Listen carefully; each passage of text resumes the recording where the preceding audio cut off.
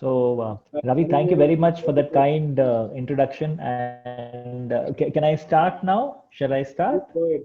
Yes, sir.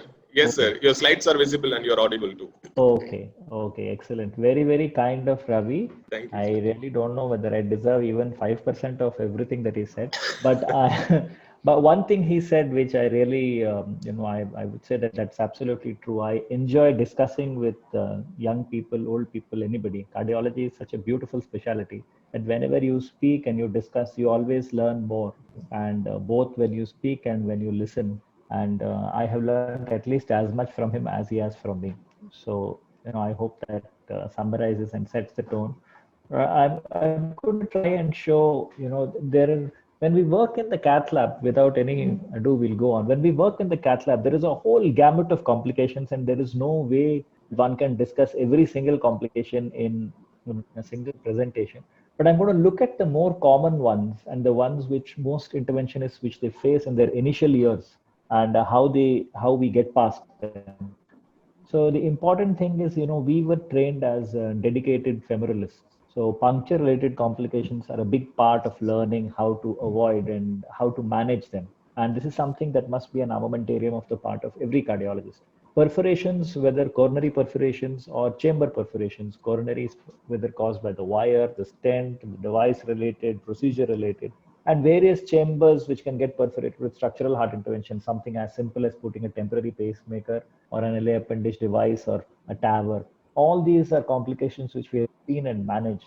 And I'm going to just look at the more common ones. Then you can embolize or break off catheters and wires and balloons. And I'm going to show how to make, snares out of commonly available hardware in the cath lab. Coronary dissections caused by catheters and wires and balloons. And I'm going to show you a dirty dissection and how we manage that particular dissection. Thrombus and air are two biggest enemies of interventional cardiologists in the coronary tree. And that also I will try and show. Air embolization is something that we all know how to manage and how to see. And device embolization is the last thing which I'm going to show.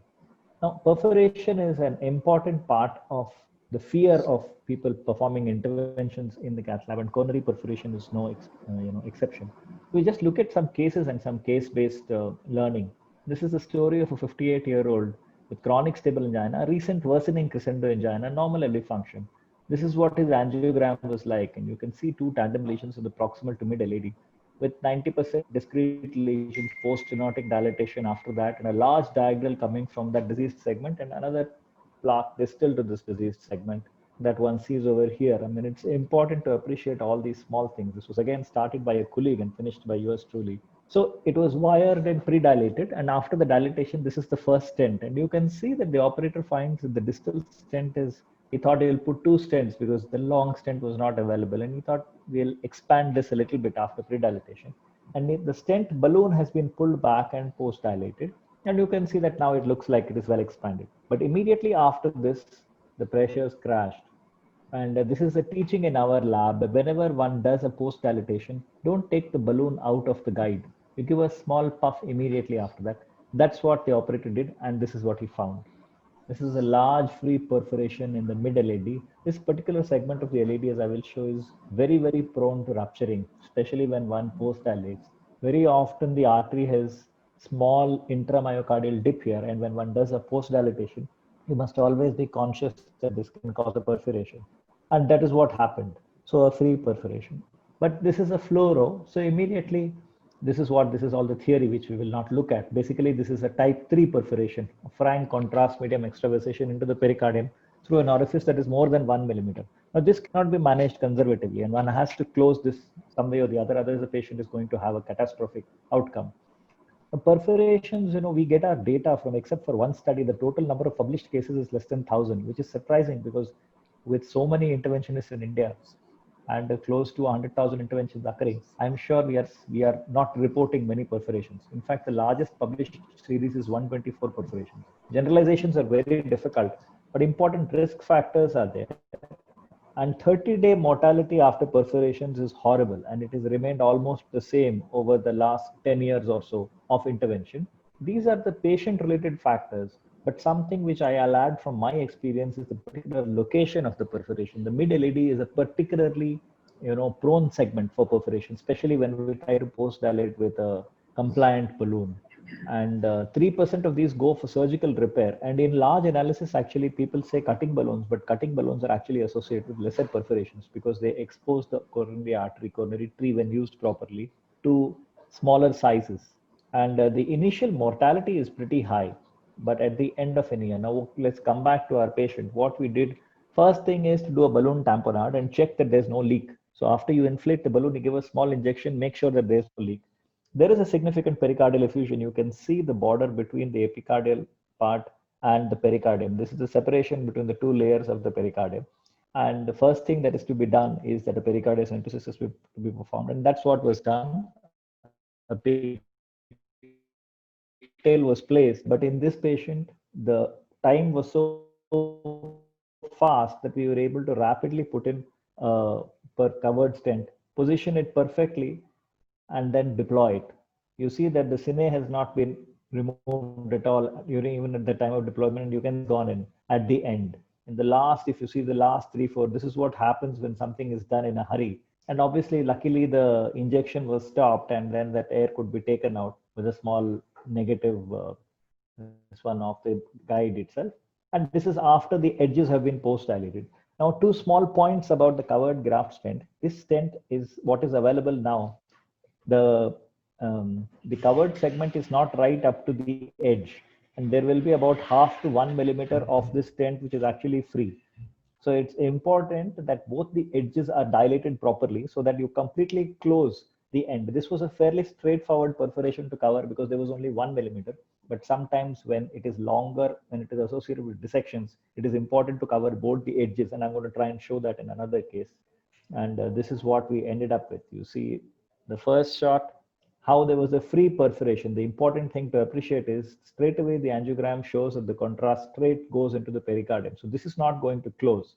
This was closed and the patient had a good outcome. This is the second case, and this is the importance of appreciating dissections. You see again the same segment.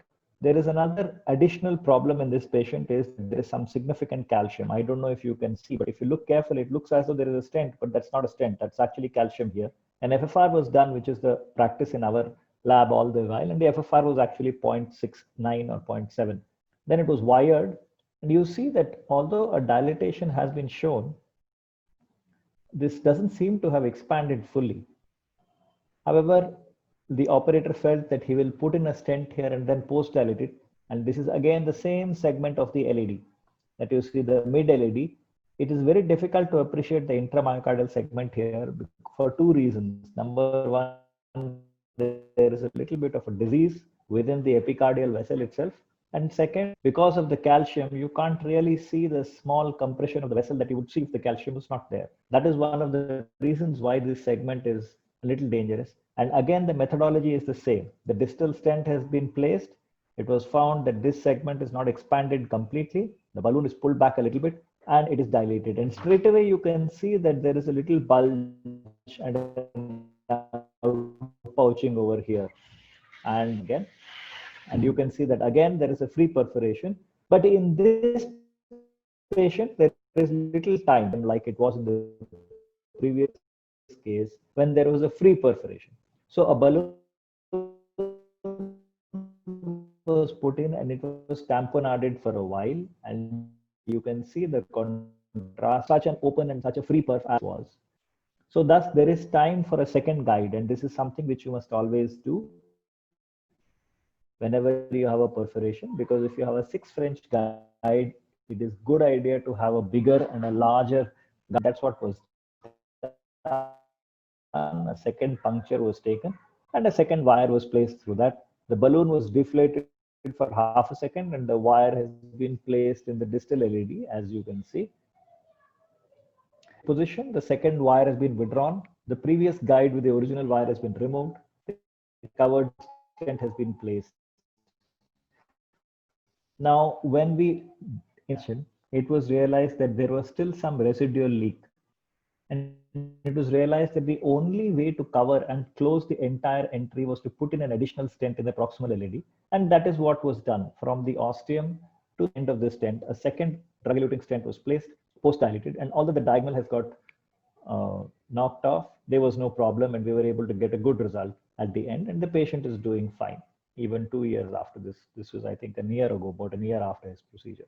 This is the third case. This case was actually done during the time of the biovascular scaffold, and it shows the problems that one has when one doesn't look at, when one must have intracoronary imaging. This is a straightforward looking subtotal occlusion of the right coronary artery. It looks fairly straightforward, and that is what was thought. And a wire was placed, and it was pre-dilated with a 3 into 20 millimeter non-compliant balloon. This is something that we do. We always often pre-dilate with a non-compliant balloon so that, when we place a BVS, you needed to prepare the bed very well. So we used to pre-dilate, and not only post-dilate, pre-dilate also well. And this is after the balloon dilatation. It is obvious that there is some dissection in the mid RCA, but it doesn't look so bad. So the stent was positioned. It was realized that one stent may not be enough, so it doesn't matter. We will take in a second stent if required. The stent was placed, and after it was deployed, an OCT was done. Now, this is something that one must pay attention to, and this illustrates my point of not having the edges covered. You can see as the BVS comes in the distal part, it seems to be all right. But as one comes into the center, the device is actually just floating in the right coronary artery. If you see the longitudinal segment as well, between 10 and 20, this segment, I'll run it again.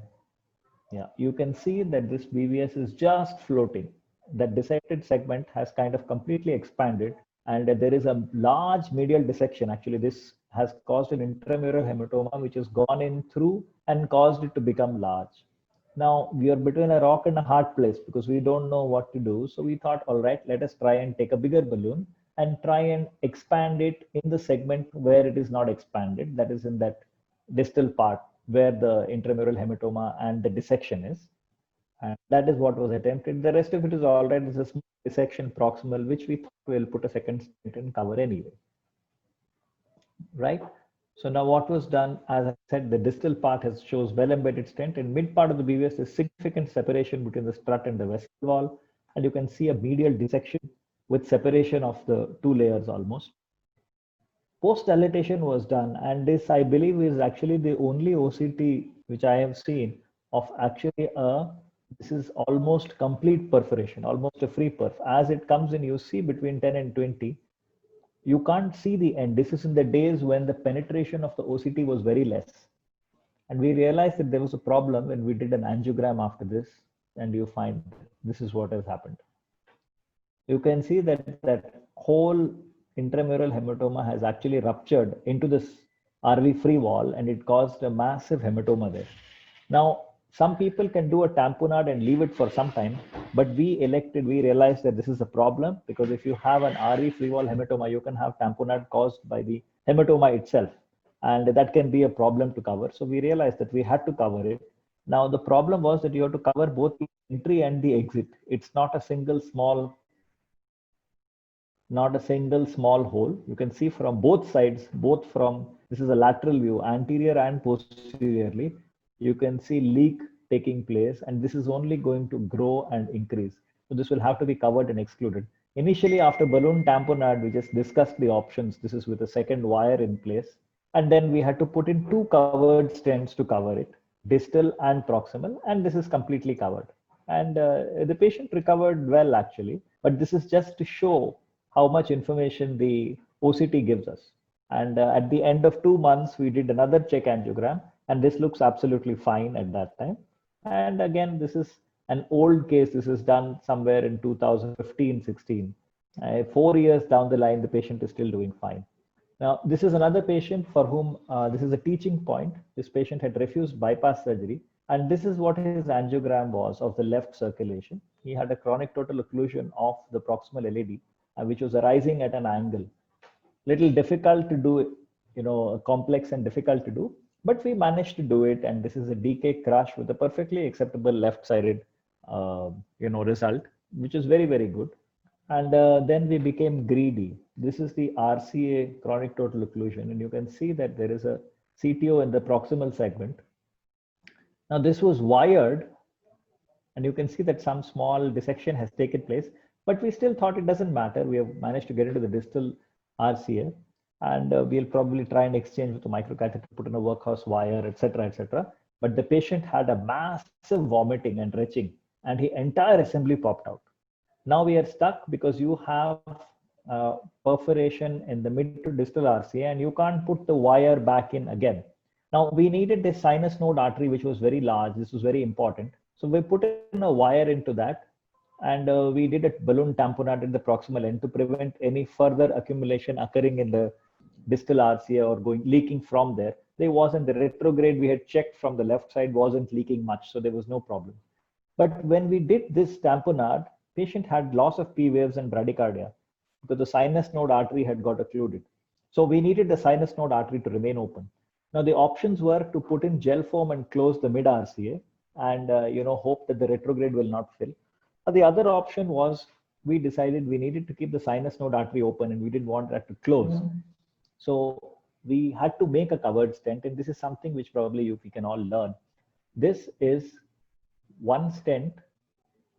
On top of that, we have taken this is a 2.25 into 18 stent. On top of that, this is a 212 balloon. The balloon part has been snipped off. It has been cut at the two ends and it has been sleeved on top of this stent, which is already there.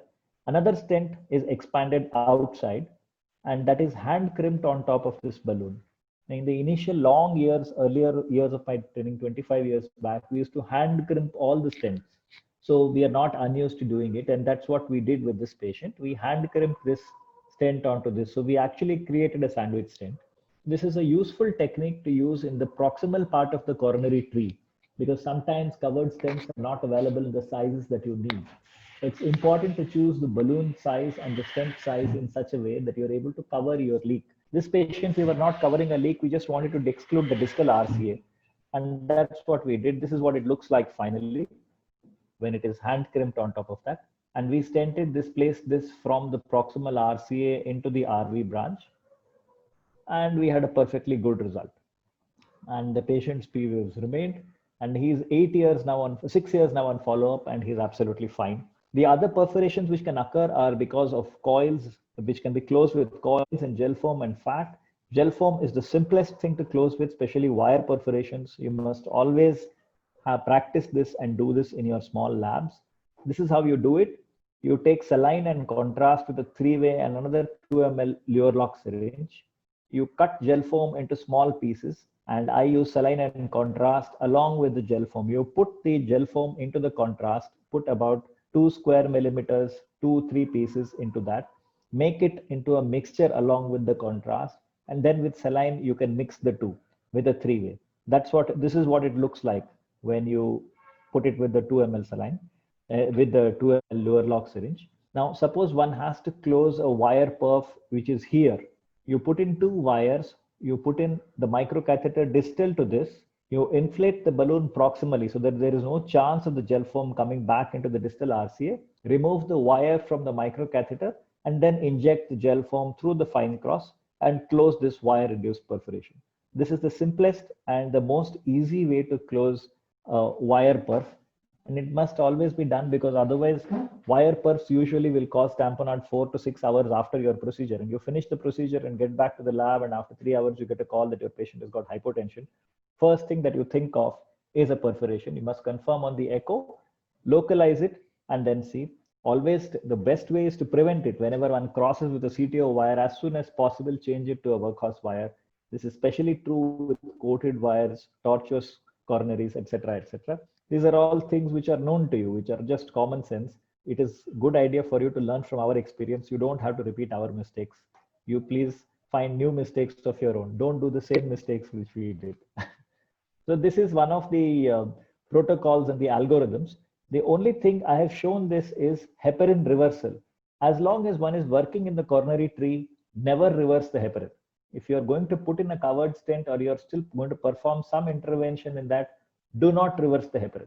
Heparin reversal is to be done after you have pulled everything out of the coronary tree and you are fairly certain that your dual antiplatelets are on board and there is no chance of your ending up with a thrombosis or a thrombus inside the coronary tree. Only that time do you reverse the heparin, because otherwise one could end up with a catastrophic occlusion of the proximal coronary tree, which is a major problem, and then you'll end up taking a some many small septal hematomas which don't need anything, you will end up with a thrombus in the main proximal LED or the left main. Thus, perforation is a dreaded complication, especially if it occurs with a stent edge. Immediate balloon tamponade is important. Keep the covered stent handy. I know in small labs sometimes it's very difficult to get, but you should not be performing intervention without access to a covered stent. There are, you must also familiarize yourself with that. There are, in my time, there used to be three type of covered stents: the Graft Master, the Joe stent, and there was one Anugraft. The papyrus is not yet available anymore. I mean, we have stolen one or two and kept them with us, but other labs may not be so lucky. The Graft Master is a very bulky thing because it is basically created in the same way in which I showed you. There is a PTFE coating with two stents on either side, and there is always 0.5 millimeter to 1 millimeter of the stent which is uncovered. So you must try and cover both ends. Make sure that both the proximal and the distal end of the perforation are covered. Always post dilate, because you will see that the most of the time the nominal will be 14 and the burst will be 16. And this is not, deployment is not just to go from 0 to 14. You have to go up very, very slowly and stay up, and always post dilate and cover both the edges so that the edges of this covered stent are well opposed to the coronary vessel, to the epicardial coronary vessel. Gel foam is something very, very cheap. Every interventional radiology center will have enough gel foam. It is a simple thing to have. It's extremely cheap. Microcoils are little more expensive options, but now the interventional neurologists have got beautiful microcoils which can go through any of the microcatheters which are available. Otherwise, in our time, we used to use only ProGrade because that was the largest caliber of the microcatheter through which the microcoil would easily go. But the newer neurointerventional coils will go through any microcatheter. They are very, very good. Fat is something which can, I have never used it, but I have seen a presentation, and I find gel foam is much more friendly and easy to use to close a wire-based perforation than fat. The only advantage of fat is that if one thinks one is going to go back and do another intervention in the same vessel, then the fat might be easier to pass through if one has to go through. Now, this is a broken balloon, which I'm going to show. Some of you may have seen this presentation, but there are some important lessons to be learned. This was a 63-year-old man who was grossly obese, morbidly obese, 110 kilos in weight, and we could hardly see the coronary tree, and that led to a lot of problem in this patient. He had reported mid-LAD disease 4 months back. He was continuing with symptoms of maximal medical management. There was a large diagonal that was reported from this diseased segment and a dominant circumflex with a non-dominant RCA. He was taken up for an angiogram, and you will see that there are two problems here. One is that the visualization is not great because of the obesity of the patient in a caudal view. And second thing, that the origin of the left main is slightly more different from normal. It's slightly more posterior. So although he has taken an EBU, it is not hooking very well. Anyway, the operator started and he's managed to pass a wire into the LAD, dilated with a small balloon, then with a larger balloon, and then placed a 275 stent in the mid LAD. Please pay attention to the location of the stent. This is just, most of it is distal to the diagonal. You can see the diagonal wire which has been jailed. Then he thought he will do a small dilatation of this stent strut through which the diagonal has gone, pulled out the previous wire and tried to put another wire, tried to put a balloon. When he put the balloon, because the patient is obese and poor visualization, he could not see the balloon clearly. But he realized when he crossed it that there was some resistance and there was some problem. And he attempted to pull the balloon out. The pull became a little more vigorous when it did not come easily. Now, as he was pulling without realizing, the wire has come off the balloon in the diagonal. And even more problematic, now the balloon is not coming back. Now you can see the position of the balloon. You can see this diagonal. This balloon has moved considerably more proximal to the diagonal than when we had placed it initially. And attempted to pull out the balloon some more, and you can see the guide getting sucked in. These are all fluoro shots, so you'll have to appreciate and imagine a little bit. But this has got sucked in, and as it has got sucked in, the balloon shaft, which you will see somewhere here, has broken off.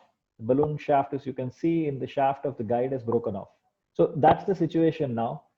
The balloon shaft is broken off. There's an uncertain length of the balloon shaft somewhere inside this guide. The guide has got sucked in, and you can see the proximal LAD dissection because the guide has got sucked in.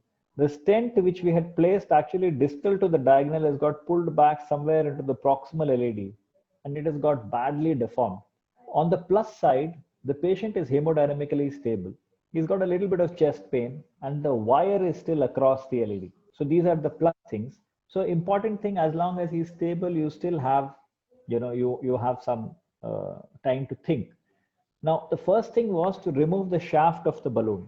So what we did was we negotiated a guide liner into the proximal LED over the shaft of this balloon. The shaft of the balloon was trapped inside the guide liner with another balloon, and the whole guide liner plus balloon assembly was pulled back. Now the shaft came back along with the guide liner, but when one looked at the screen, you could still see the dot, the marker of the 1.5 millimeter balloon still seen in the LED. Now, we didn't know how much of the balloon is left inside the LED. We didn't know how this balloon is related to the previous stent. And we didn't know the size of the vessel, because obviously 275, the stent was floating around so much that it must have been much bigger than that. In addition, we have a lot of damage to the left main and the proximal LED by guide has gone in and out so many times, and an obvious dissection is there. So lots of manipulation. So do we need to touch the left main? So it was very difficult to get the OCT catheter in directly. So we managed to put in a wire and then dilate it with a 2 millimeter balloon, and after that did the OCT. I am talking because, as you see, the distal part of the LED, the contrast clearing is not very well seen. As it comes to around 10 millimeters, you will start seeing the contrast will clear off inside the OCT catheter. And what you see here, but at 7 o'clock, this is the balloon marker. This is the balloon that you see inside the coronary tree. As we come closer to 20, you will start seeing the deformed and broken stent inside which this balloon is stuck. There, those are the struts which are broken, which are closely related and all intertwined with that balloon. And this is the broken off balloon. Yeah, and this is, if you come more proximally, here you see the dissection in the proximal area. This is all the dissected part of the proximal area that one can see. Now we also quickly did a fly through after removing the crush stent. As you can see on this side, this is the balloon, and this red thing that one sees, this is the balloon. So between 10 and 20, that means 10 millimeter of this balloon shaft is stuck inside the mid LED. This is closely related to a deformed stent. And so now what are the options? This is what it looks like. This is the balloon shaft. This is the crushed stent. And this is the proximal LED that is dissected.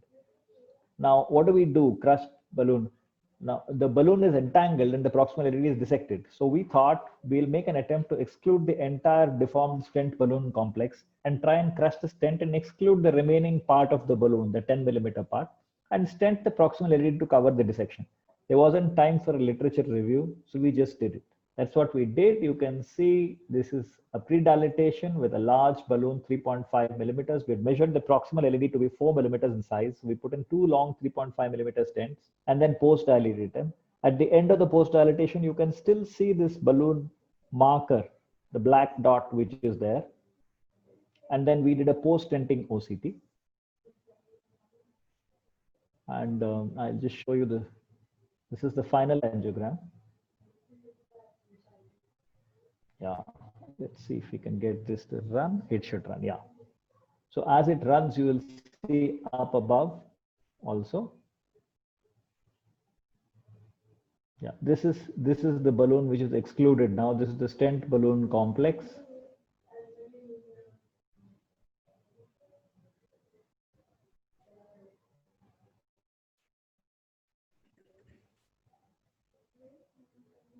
Yeah, the stent balloon complex, which is completely, this is the balloon and the stent, which is completely excluded outside. And we come back into the proximal LED. This whole mass has been excluded outside, and the entire proximal LED is well covered by our stent, with just one strut coming into the left main, which is perfectly all right. So the patient did well. All his angina has disappeared and he's become absolutely fine. That's our final angiogram. And he was convinced to undergo a follow-up angiogram with another OCT. And this is the follow-up angiogram, which shows you can still see the balloon marker there, but the artery is flowing absolutely fine. And these are the follow-up OCT images. This is the excluded balloon with the endothelialized stent. And this is the crushed balloon stent complex with a perfectly good and acceptable area. So this is actually the first world's follow-up OCT of an excluded balloon. There's only one other case report of somebody trying to do a culotte of the left main, in which they've excluded and excluded the shaft of the balloon, which got stuck in the circumflex, but they have not reported follow-up.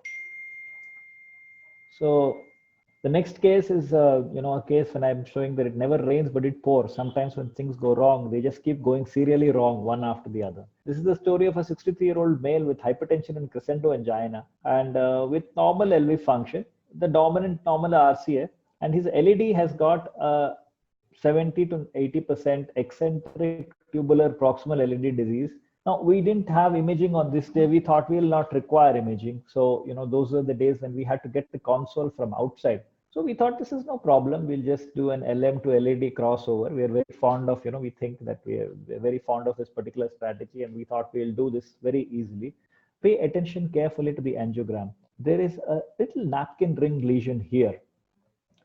All this is the benefit of hindsight. So what I'm saying is that if you look carefully at this angiogram, before the contrast comes, look at the calcium.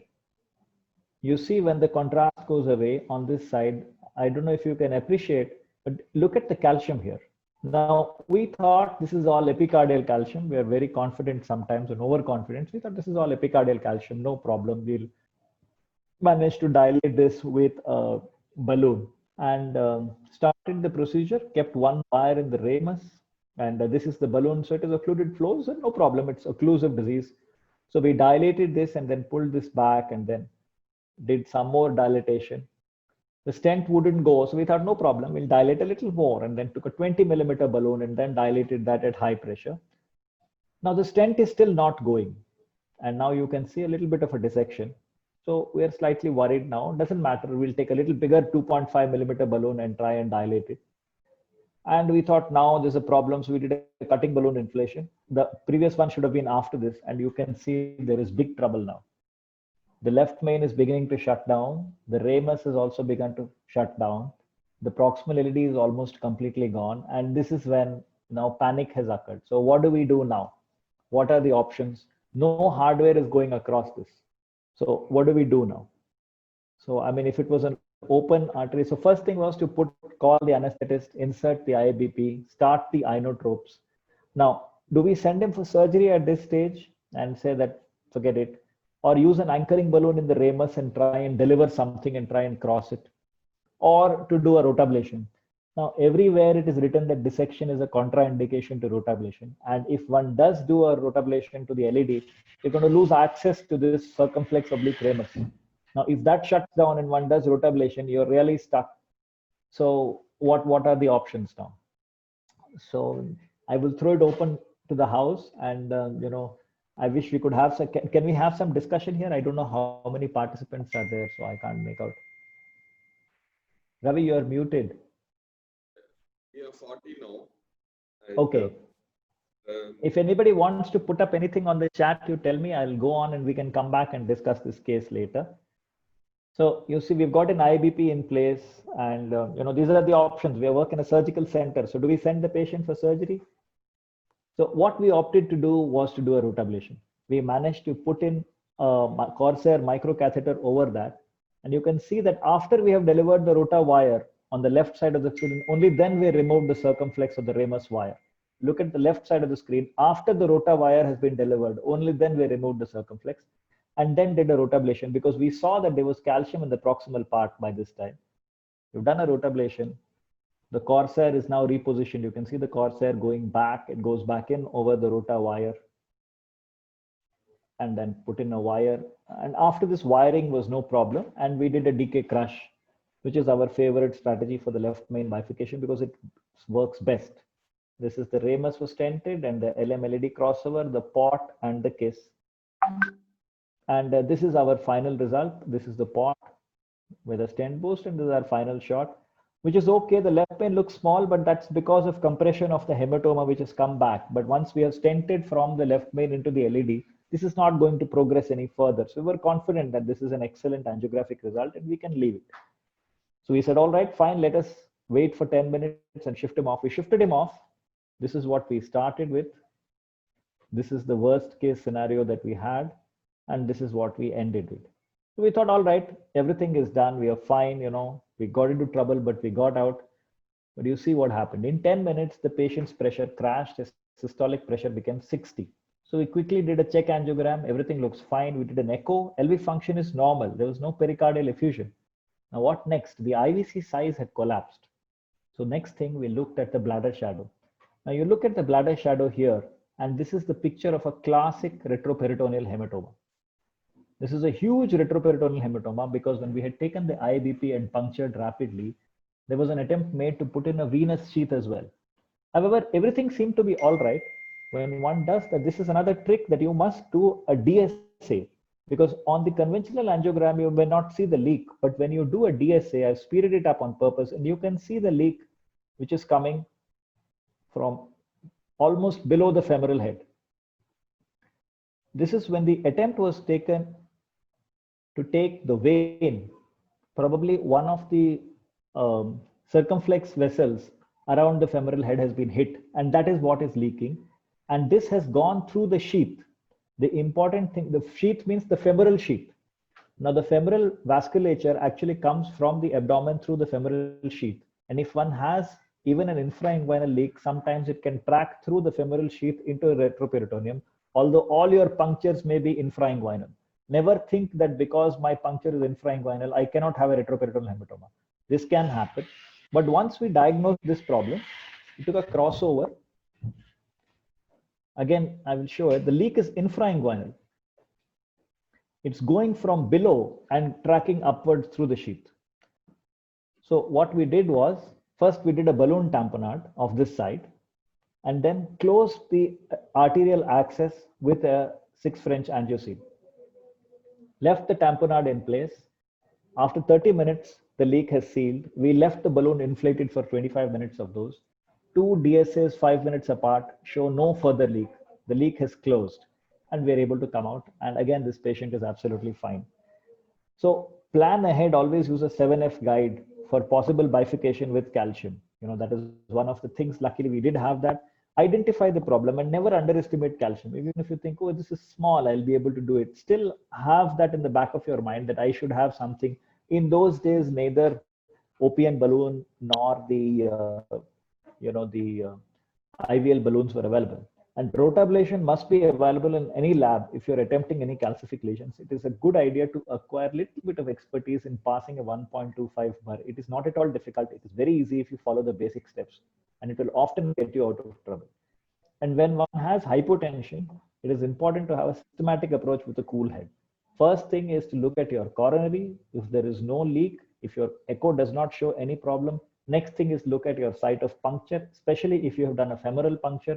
If these both are not there, then your patient is bleeding from somewhere. And very commonly, it is a non-compressible site. I had one patient who had an upper GI bleed, but because we were able to show that there was no leak, no collection in the pericardium, and that the peripheral, this one was fine, we managed to put a Ryle's tube and immediately got fresh blood, and the patient was managed for a GI bleed successfully. So these are common situations which you encounter, and you must learn how to kind of get past them. So this is another case which is a nice case to see, but there are important lessons for us. This is a 30-year-old lady with effort angina for a year and crippling angina for 4 months. She was hospitalized for pain abdomen with postprandial angina. Nobody would believe that a 30-year-old lady has got coronary artery disease. Until finally one day somebody did an ECG and found that she had global ST depression during her, chest pain. The echo done showed a global hypokinesia with an EF of 25%. She underwent an angiogram outside, which showed an LM CTO. A CT coronary angiogram was done, which showed a small stump of less than 0.5 millimeters and a CTO length of about 15 to 15 millimeters or so. Now, this is what the diagnostic angiogram was like. You can see the right injection, which is filling the entire left system, and the left injection, in which you can see some contrast going, hit some wall and comes back. So rather, we thought, all right, let us attempt to open this. And this is the first attempt at wiring, and we were not really going anywhere because we weren't able to get the microcatheter in the place where it would support. So a little bit of manipulation of the guide, and we were able to get the microcatheter in a place where it would support the movement of the wire. But the wire was going into the ramus. So once we confirmed that it was in the ramus with a right-sided injection, we said no problem. we left, nothing would go alongside that. So we used a small 1.25 millimeter balloon to dilate it and then put in another second CTO wire alongside into the LED. Now you will notice that we have already pulled the right guide back into the aorta by this time because we were sure that we are in the left main. And we also realized that, this is always a problem when you have a retrograde filling, because the moment you give a right sided injection, the patient would have a little bit of problem. So you would inject, pull out each time. This is in spite of having good amount of heparin on board. The CTO wire was then exchanged, was placed in the LED, and the JR was dehooked. On the meanwhile, we noticed that the ECG showed a prolonged PR interval on the surface ECG. So we thought maybe that is because of little ischemia caused by the RCA injection, which we are doing repeatedly. And a temporary pacemaker wire was placed. And you can see that we have managed to put in a wire into the LED and the ramus. Patient developed a little bit of hypotension at this time. With the prolonged PR interval, she started complaining of little more uneasiness. The temporary pacemaker lead was already started, inotropes were started, and within a few seconds, she arrested. Now imagine the situation, you have got a wire with great difficulty into the LED, and your patient is arrested. And we had already pulled the right guide back, but there was no other differential diagnosis. We were sure that the problem is with the native donor artery, the right coronary artery, because entire circulation was dependent only on that artery. So now if we pull the wire back, we may not be able to get back in again. So the first thing, you can see the hand of the assistant doing CPR. First thing was we took a 2.5 millimeter balloon and dilated the left main. And this, I think, probably saved her life. We dilated with the 2.5 millimeter balloon and then placed an IBP through the same, removed the left guide and placed an IBP through the axis where we had the left guide and worked with the right guide. And during CPR, you can see the angiogram of the right side, and you can see that the ostial proximal RCA shows a dissection. If you look carefully, this is a fluoroscopic image. So I'm afraid I will try and, no, it doesn't. I don't know if you can appreciate, but sometimes when your faculties are even more, sensitive at the time of tension, you probably, I can see it very frankly because I remember the scene in the lab. If you look carefully, you can see the proximal RCA. There is a little flap which you can see, and I was sure. And secondly, the PD is not flowing. If you look at this RCA injection, although it is an AP, you see the PD which was collateralizing the entire left circulation, the PD is not flowing. So we knew that that was the problem. And straight away the RCA was wired. You can see the speed with which it has gone. And the first angiographic injection shows an occluded PD with a dissection. This was subsequently fixed with 2 long stents and post-dilated with a 5 millimeter balloon. We came back now to the left circulation. And you can see that our 2.5 millimeter balloon has kept this left circulation flowing. Where there was no flow, although there is some dissection, some flow has taken place. And after that, it wasn't so difficult a job to put in wires into the LED and the circumflex, into both these, and then do a DK crush, which is our preferred strategy for the left main. You can see the circumflex stent. If my arrow will come here, I'm afraid you'll have to imagine it because I can't see the arrow. And this is the final kiss, the pot, and that's the final LED shot in the caudal view and the cranial view. This patient is followed up for a year now and she's doing well. This was done in November 2019. So she's about 10 months post. At the end of 4 weeks, this is her echocardiogram. I must thank my resident who is in Pune, who's recorded this on the phone and sent it to me.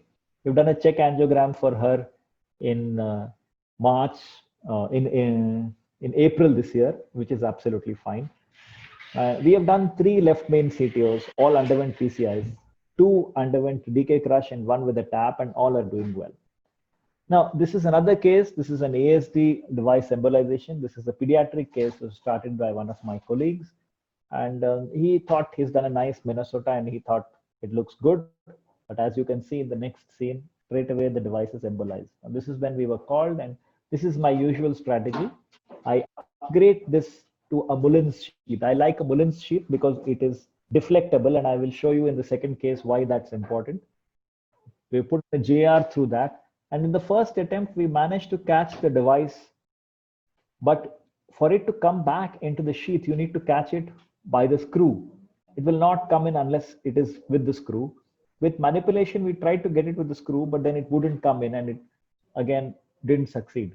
This is the second attempt, and you can see we are trying to turn it over, but it is not turning. And again, I'll let that angiogram run again. So you can see that it has the screw sat in the space for it, but it wasn't able to come down. And this time again, we were able to put the catheter on the other side, then catch with the screw. Yeah, this is to show that this is how you need to do it. You need to put a different catheter onto the other side so that you can deliver the loop of the snare onto the screw side, catch the screw, and then bring it down into the guide and remove it. This is the second case. This was a little more interesting because it was a very large device and not a very small, not a very big baby. This is a 17 and a half, 18 kg child. And this is a very large 32 millimeter device. And so in this patient, the device was so large that it was very difficult to get the loop onto the other side. And we needed to fix the device because it would keep moving. So we had to take a second catheter. We have to put the catheter beyond the device for the loop to catch this screw. And so we used a second axis, and I used the pigtail to fix the device where I wanted to try, and you can see what we're trying to do. And we used another wire into this catheter. So there is a Mullins sheath, there is a JR guide, there is a Teflon wire in the RV outflow tract, and there is a snare. All these are coming through the same catheter. The wire in the RVOT and the snare is coming through the same catheter. The RVOT wire helps you to push and pull so that you can position your catheter properly. The pigtail is manipulated by your friend or your assistant, or sometimes it looks like your enemy because it does exactly what opposite of what you want to do. So you put the pigtail and you fix the device where you want to with the pigtail, and then you manipulate the snare to catch it on the screw. As you can see on this side, you catch it on the screw. First time it didn't succeed, but the second time it was successful. This time we switched to a thermo wire so that we could pull it back in when we needed to. And now you can see how the pigtail helps. It helps to bring it back in the position where you want to. Now the screw has been caught. And now the last step, why we need the Mullins sheath. You can see that if it faces the other direction, the device will never come back in. But the Mullins allows you to change the orientation so that you can pull the device back into the sheath. And you can see how easily it is done in the AP view. You just turn it back the other way and pull it back in, and we are back. Now, central line insertions is another common complication, especially in people who work in multi-specialty and large volume hospitals. Often they try to place central lines with the help of Dopplers, etc. And instead of putting it in the vein, they put it in the artery. And they realize at various times, one thing to educate your intensivist is never to try and pull out the sheath, or never to try and pull it out without knowing where it is. Because if it is in a non-compressible site, then the patient will bleed and bleed and bleed. And it's very difficult to take out a sheath or stop bleeding from somewhere. It can be done, but it makes it much more complex. If they call you while the sheath is still in place, there are lots of ways in which you can close it. So this is what happens. You shift to the CCL and do an angiogram to define the entry into the arterial tree. This is a patient who had undergone surgery for an oncology procedure, and they had thought they had placed it, but they realized that there was arterial spurt. So initially they thought that it is in the carotid, because that is the closest vessel into which the sheath will go. But you can see that obviously this appears to be in the subclavian. We confirmed it by exchanging with the sheath and giving an injection. And you can see that it has tracked considerably long through the subcutaneous tissue before it has entered the subclavian vessel. Now, this is quite an easy thing to manage, and we have closed it with an angioseal. Angioseal is something which is very simple and everybody can manage. In this patient, we were very confident, but in somebody in whom you are not confident, it's a good idea to take an access from the femoral and give a pigtail shot at the end to make sure that there is no residual leak. If it was directly into the carotid, I would have closed it with a ProGlide because the suture can be placed right on the surface. But in this situation, it will be very difficult to place a ProGlide because the ProGlide has to go through considerable subcutaneous tissue to reach the subclavian vessel. So I'm going to switch to a different presentation. If there are any questions, I should be glad to take them.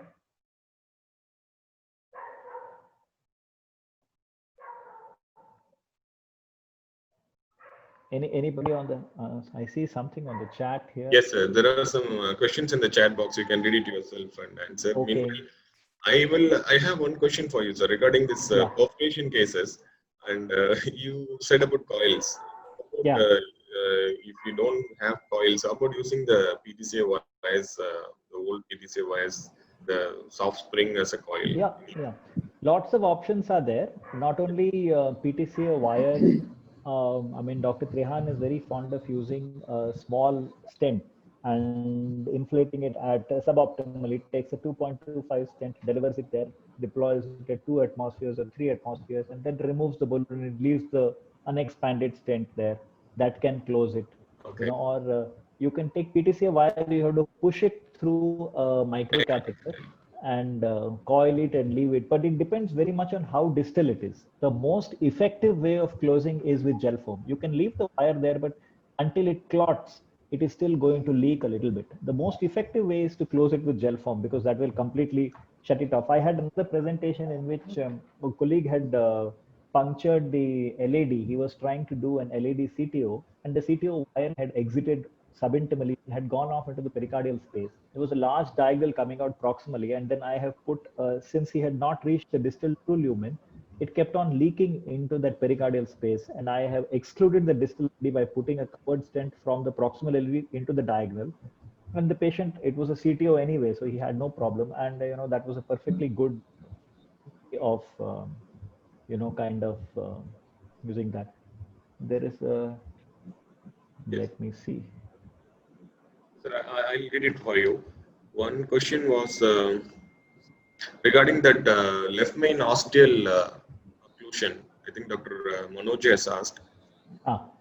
And when your decision was antegrade approach, any reason for taking a guide catheter for RCA injection? I think it's the CTO and dual injection is mandatory. So dual injection is mandatory. The reason why I took a guide was that only, that I wanted to be sure that in case I have to go retrograde, then I will be able to use the same guide. Yeah. Yeah. Ostial LED and ostial left main retrogrades are not always simple.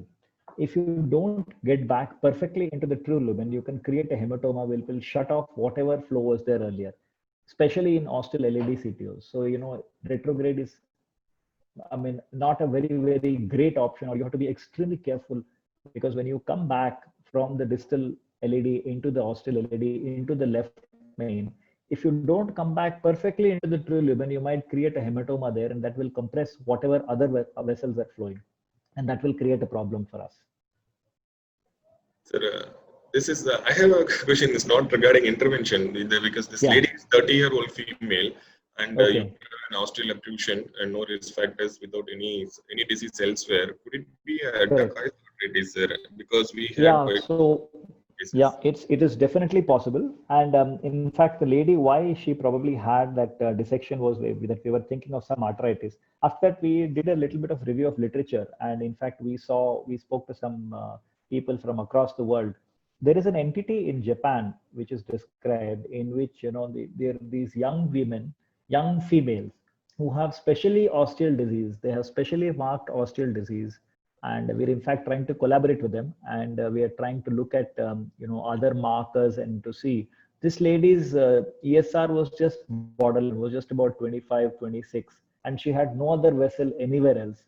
And it didn't seem extremely fibrotic. We have done a CT angio for her also, just to make sure that there is no disease anywhere else. There was no disease anywhere else. Her LDL was 220, so we have thought that she might actually be premature coronary artery disease. But the rest of the coronary tree looks absolutely fine. So we feel she's a combination of that ostial left main disease, which was described in Japan. We feel she's probably a variant of that, but she's on follow-up, and we'll see in case she develops disease anywhere else. Yes, sir. And there are other questions. Are just honors and appreciation for you, sir. And any reason for taking the guide cath for the RCA injection? The reason why we take, that's right. Was CABG considered? Yes, CABG was definitely considered. It was offered to her also. 30-year-old lady, she said no, I would like to. So if you actually look at her syntax score was quite low because she just had an ostial LED, ostial left main occlusion. And so, can you use, so, I mean, it was considered, but we felt that we are, that we'll be able to do it, except for the problem of that ostial RCA problem that we had. Otherwise, the procedure went off like a charm. We did exactly what we planned to do. That was an unforeseen complication. And otherwise, we didn't have any issue with revascularizing the left main CTO.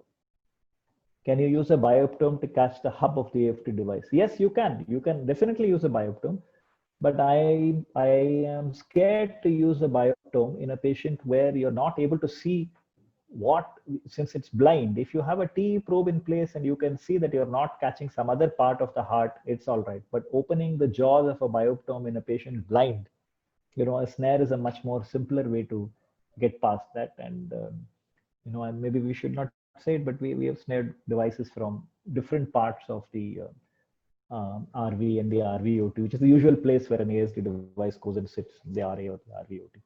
So we're quite confident about our ability to get out these ASD devices. Sir, I have a little confusion in the where is the device getting lodged? It's in the RVOT, you mean, or it's in the okay, it's in no, the RVOT.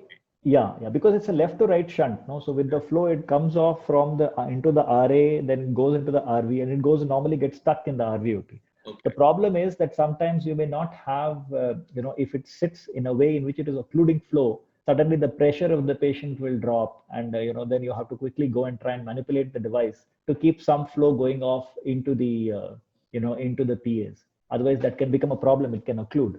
And the longer you stay in, the more likelihood that clot will form. So you must heparinize the patient well. Make sure that there is good amount of heparin on board. So I see Dr. Keshavamurthy. Good evening. So I hope you're not getting bored, sir. No. We are all excited, sir. Regarding this, you showed that ASD device, the tug maneuver was done nicely, and this device is seen to be appropriately positioned. Then why did it embolize, or is there what is the fault there?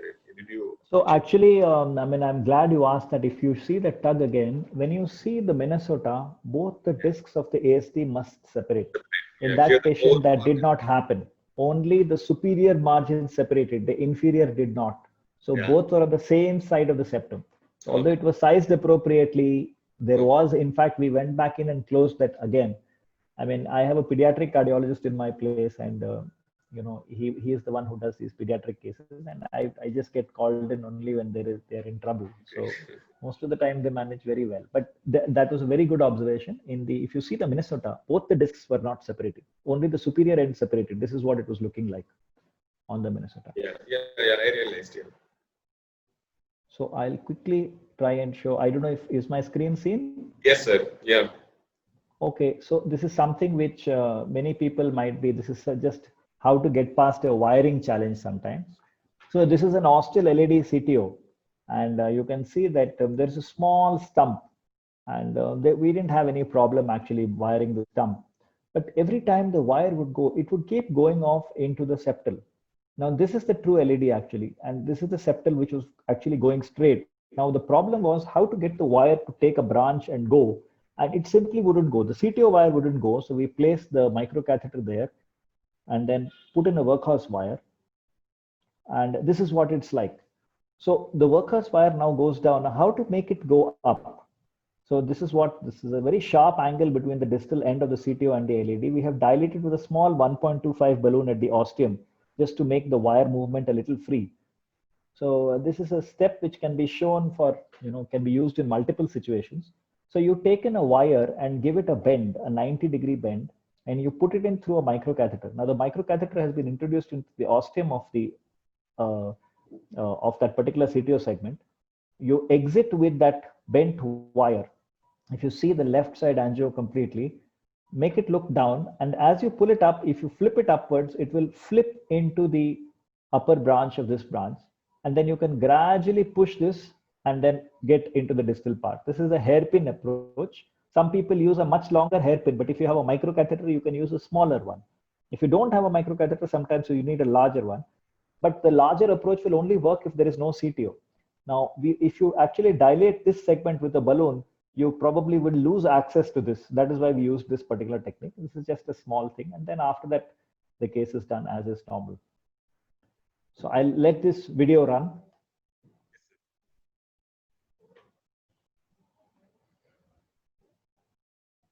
I think the audio is not coming, sir. Audio is not coming? Yes, sir. Okay. So I'll start from the beginning. This is how to make a snare, a micro snare out of commonly available hardware in the cath lab. So what you need is a coronary wire. You can see me holding that wire. This is a balloon. This is a 2 or a 2.25 millimeter balloon. This is a guide extender or a guidezilla or a guide liner or whatever you have got. The principle is you put the wire through the balloon and put the whole assembly through this guide extender. So the one part of the wire goes in through the balloon, and you will see me, I'll just deflate this and push this balloon. And the wire has gone through the balloon. And if you see the tip of this guide liner, you see this balloon has come here now. So the balloon has just come out 0.5 millimeter, 2 millimeters or so. And then now you can see the tip of the balloon coming out of the guide liner. Now I'm going to take this wire back, fold it back on itself, and put it back inside the guide liner. All right. So now the wire has come through the balloon, come back out, and it's gone back into the guide liner. Now we inflate the balloon inside the guide liner. So now the distal tip of the wire is trapped inside the guide liner along with the balloon, and you leave this inflated at 10 atmospheres, sir. Now, if you push the free end of the wire in and out, you can increase and decrease the loop inside this. Now, suppose this is the JR guide through which you need to go. If you have a wire inside and you have a stent, you just put it over the wire, put this guide liner inside. It'll come out at the tip of this guide. You push it out completely. And by pushing and pulling on the wire, you can just increase and decrease the loop. You can take this wherever you want to go. Yes. So you just push the free end of the wire, the loop will become larger, and you can catch whatever you want and then bring the guide liner back. So anywhere within 45 to 50 millimeters of the guide tip, you can take this as a snare and you can pull the whole assembly back. So I hope that's clear. Is that okay? Was that clear? Yes, sir. It's clear. The thing is, can be used as a micro snare for the coronaries also. It is basically for use for the micro snare for the coronaries only, because the PTCA wire is not strong enough to catch any of the other things. The wire will snap off. Basically, the advantage of using the guide liner is over a coronary wire, you can take it into any part of the coronary tree. You know, if you have a stent which is embolized over the balloon, you can leave the wire. If the wire is still across, you can take this across and, you know, snare it and bring it back out. Take the guide liner. It will not traumatize your coronary also, since the guide liner is there behind it. Yes, sir. I would ask. Yeah, go ahead. There is a question in the chat box, sir. Yeah. Karthik from UK. What is the chance the wire tip can come off while pulling the wire to tighten it around the last end, for example? Yeah, we have yes, to keep it is. Obviously, there is a chance. It can break. You have to be careful. But this is not ideal, but this is what you fashion in the lab. I'm not saying that it is a substitute for the micro snares which are available. This is meant for people who don't have access to micro snares.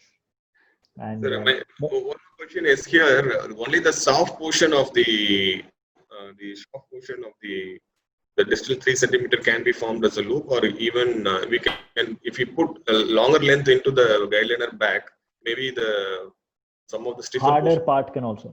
So the wire construction is such that some wires, the black part or what the radio opaque part although it is soft, it is a spring coil tip. So Yeah. that's not a great part to really use. But the downside is that the non-radio opaque part in some of the company's wires is completely radiolucent. You just can't see it at all. So you have to choose your wire with care. Like the difference between the BMW and Cougar is that you actually see the shaft of the wire under fluoro if you use one of the other wires. Whereas the BMWs or the Versaturns, you can actually see the shaft. In fact, there is a small marker about 20 millimeters proximal to the radiation part. So that is something that you have to do. So if you use only the soft part, the spring coil might actually snap off. So that's a very, very good point. This is just a, you can, in fact, some people they cut off the distal part and they use this part as the part to make the coil. There is a request for you to play the video again. Maybe they want to see you also. So the thing is, you have any more presentations, sir? I think for the audience, I will say that this session is being recorded and will be uploaded in the YouTube, and I'll be sharing the link by tomorrow evening. Okay, great. So this is another one. This is just a small video to show. Suppose you want to bring something back into the sheath. If you suppose a catheter snaps off and you catch it from the middle, it doesn't come back in very easily. So this is what I'm going to show as to how to do that. So you take essentially two sheaths. So if you want to get big hardware back into the sheath, so when you snare something and try to bring it out, it will not come inside the sheath. Yeah. So ensure how it comes into the sheath is you take a bigger sheath and a smaller sheath. A bigger size, say 8 French or 9 French sheath, you shorten it. You shorten this and put this inside. And this is a longer 6 French or a 7 French sheath for which you make a cruciate incision. You cut it in two ways so that it will open like a flower inside. Now then you put in the dilator back inside it, and then you introduce this into the sheet, into the shortened larger size sheet. This is shortened, and you put it inside. Take this out. Now anything that you need to capture will come inside, and this distal smaller sheath will flare. It will flare the sheath. It will open like a flower, and then you can trap it and pull it out. And it will come inside the larger sheath and you can take it out. So if you have a broken catheter and you catch it from the half, it will come out and it will flare like that, and it will catch the sheath and you can bring it out. The inner sheath can come out and the outer sheath is shorter, so it will allow it to flare. So I hope that's clear. Yes, sir. This one, so routinely we use a 6 French sheath. I had some